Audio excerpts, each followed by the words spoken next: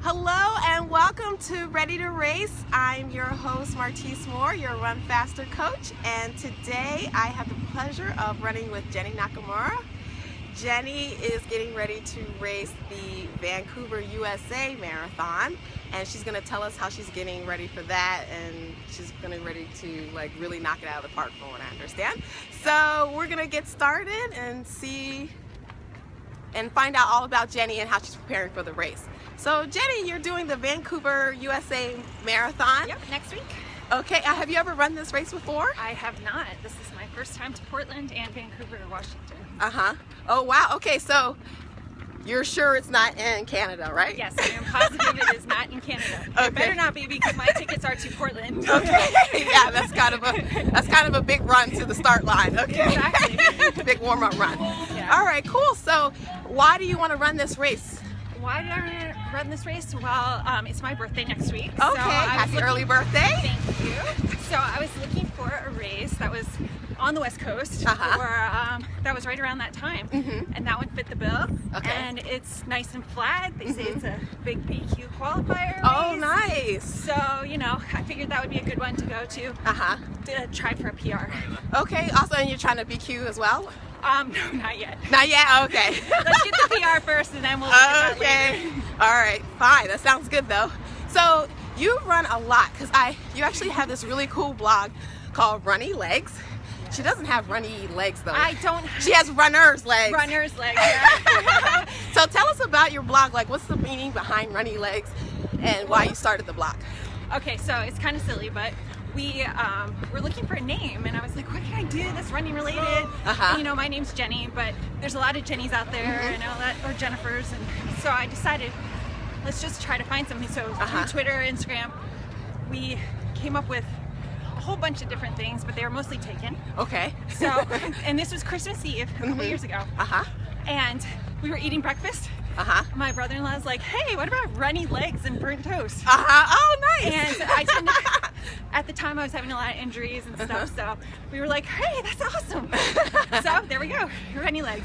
Nice, and it's very popular, so you're also on Instagram as well. You want to tell us where we can find your blog? Oh, it's at runny-legs.com. Okay, and super easy. On there you talk about all your ventures and your races. Yeah, mostly races, and then I do product reviews, and I talk a little bit about stuff that my husband and I do together. Because he's an ultra runner. Okay. So I support him in his 100-mile races. Wow. Or plus distance. And that's how, so I talk about that as well. Okay, so you guys are Team Nakamura?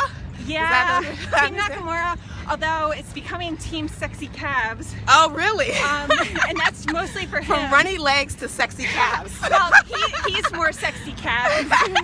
And that is a joke from Tahoe 200 last year. He and his friend came up with this, so now at every race we're like Team Sexy Calves. Ultra race. Okay, so can you tell us about how you're preparing for this race? Because you actually just ran the Rock and Roll San Diego half marathon, yeah. Half marathon, okay. How'd that go? It went pretty good. It was really humid, but other than that, it's great. I actually have another race tomorrow. Oh, wow. On the trails up in Temecula, the SoCal Women's Wine Country Half. Okay. And my training's actually been a little different than most people's. In my training, I've run probably, I think, two 50Ks, a 50-miler, a couple of half marathons. Most people, 20 miles is their long run. I just went out for 50s. Okay, so how's that helped you? Because that is unorthodox, so. Well, I think that it's helped in the fact that I'm able to really get an idea of what my body's capable of. And also in the 50-miler, I learned that if I listen to an audiobook, I never hit the wall. Oh, hey, that's a good tip. For me personally. But I'm not running super, super fast. But I found that, and I'm actually going to use that for Vancouver USA Marathon. Are they motivational books or just no, it's just fictional? You'll probably laugh, but I listened to Mary Higgins Clark book. Who? Mary Higgins Clark. Oh, okay, yeah. And so I was like, hey, let's try this. Oh, nice. And it was pretty interesting. So it's something that takes your mind off of the pain or ailments and everything. Right. And for me, it really helped. So I'm hoping that it'll do the same at the marathon, and I'll be able to PR Yeah, that would be awesome. Did your husband get you into running these ultras, or is that something you came up with on your own? I mean, I ran marathons before we met, but not to the same extent that I am now. When I met him, I had run 3. Now this will be my 10th. Okay. And I've also run 3 50Ks and a 50 miler now. But yeah, he's really definitely pushed the ultra. Right. Agenda. Yeah. Well, it's kind of hard when you live with an ultra runner. You get so excited at the races. Sure. Like, this is so. The people are so cool. So you kind of want to join in too. Right. And I know you said that you listen to the audiobooks, but from a mental standpoint, how does it help you to have run so much farther than the actual race that you have? Yeah, we actually were talking about that before. It was like, because I've done the 50 miles, now I know, like, the marathon should be easy. Right. Not always, that's never the case. But at least I know that I'm capable of doing a lot further than that. Sure. So this should just be a walk in the park, hopefully. Or run. Yeah, or run. Okay, cool. So do you find that running those far distances, though, do they make you more susceptible to injuries at all? Or I actually have been more very durable? lucky. Let me find some wood to knock on. But because of being running on the trails, it's a little easier on the body. Okay. And then also, it seems like you're going a little slower there. Sure. So you're able to kind of avoid some of those injuries. Of course, you do have to run with your head down so you don't run into rocks. But other than that, it seems to have really helped me to be able to continue and race like 2 or 3 times a month. Okay, so you have been running for quite a while. Based on your blog, you said you had your blog for about 2 years, but you've been running longer than that, or? Well, let's say off and on for pretty much my whole life. Okay. So I think I remember my first race was like kindergarten at Okay. You know, they have the activity. She took it way back, guys. Whatever. Yeah, way back. But, you know, I ran track in grade school and then high school. And then, you know, when you get out of school, you kind of drop off of things. Okay. So that kind of happened for a while. And then I think it was 2008. I decided to, let's start running again. Yeah. And so we want to know how you got from, let's start running again, to I want to run marathons and ultras, because a lot of people, we need to understand the logic or the motivation behind doing what you do, because your blog is a testament to how committed you are to what you're doing. Well, let's see here. First off, it's probably runner peer pressure. Okay. And I'm sure most of us can agree to Yes, that. You know, you see someone and you're like, oh my gosh, I gotta run the race too, and their medal's so cool. But it's good for you. Yeah. I think the second thing is that I paid for these things, and so you know, money. You don't want to lose it, so you're gonna go out and do it, even if you don't run. Every race is not a fast race. And but, obviously you get something out of these races. So what is it that you get out of it besides giving into peer pressure? I actually train better by using a race as a training tool versus going out and running on my own. Yeah. I find that especially after having run ultras, and I haven't run nearly as many as a lot of people, and my husband included, is you have an aid station every couple miles. Sure. You have that camaraderie. It's kind of like, you know, you go out there and you see other people. You don't want to like walk a mile too unless you have to. Not that I have anything wrong with that. I used to be a run walker. Oh, sure. So definitely love that as well. But I think it's just that being out there with the camaraderie and that motivates me to do a little bit better. Sure. And then I'm able to get that run in easier than if I do it on my own. Right. But what do you actually get out of running itself? Like, what feelings are you getting from this? I think it's it's just that high.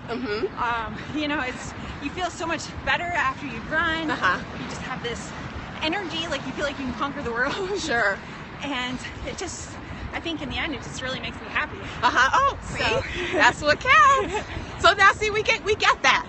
We get the whole, it makes me happy. So definitely makes me happy, or I wouldn't do it. Sure. That's not to say that it's easy. Exactly. But it's something that gives me joy. Sure. Gives me time to spend with my husband. So, you know, that's awesome. Win-win. Yeah, you know, that's actually kind of great advice. Like another activity you could do with your spouse or your family to get them all involved. So you're all healthy, but also enjoying life at the same time. Exactly, and that's what changing it up from road to trail does. Is it gives you a little bit different environment, so you're not always doing the same route every day either. Okay, yeah, that's great advice. So for those of us who want to run a marathon for the first time, what advice would you give to that person? I would say try and run early in the day, because especially now it's so hot most of the country. You want to do that early. Don't get discouraged if it's painful or you have a bad day. I've been doing this for like 6 years and I still have bad days. Right. And don't compare yourself to anyone else. Oh, that's a really good one. You know what? Your friend might be able to do 8-minute miles. Maybe you're doing 10 or even higher. But that's okay. Right. Eventually you'll get there. It's a work in progress, not a, or as they say, a marathon, not a sprint. Sure. And for you, you're doing it, for the actual personal growth. Like you want to get a PR at this race. You want to give us a hint on what that might be? Well, it's not that. Actually, if I could go, my current PR is from New York City a couple years ago. 4:35. So a 4:30 would definitely be very doable. So why don't we stretch it and get we're gonna go for let's say, I don't know. I think 4:30 is probably a good one for me right now. We're gonna say 4:25. Okay. Let's all put that out there. We're gonna hold a space for Jenny to get a 4:25, and she's gonna report back to us and tell us all about it. No pressure though. Oh boy. No pressure. No matter what, like you said, it's about going out there and just having fun and knowing that you put it all out there. That's definitely the most reward that you definitely should expect. So anyway, I want to thank you so much for joining us today and telling us how you get prepared for races, especially for the Vancouver, USA Marathon. So definitely want to wish you good luck with your 4:25 quest. And if anyone has any questions regarding how to prepare for your next race, please contact me at ReadyToRace.run. And until next time, keep running, everybody.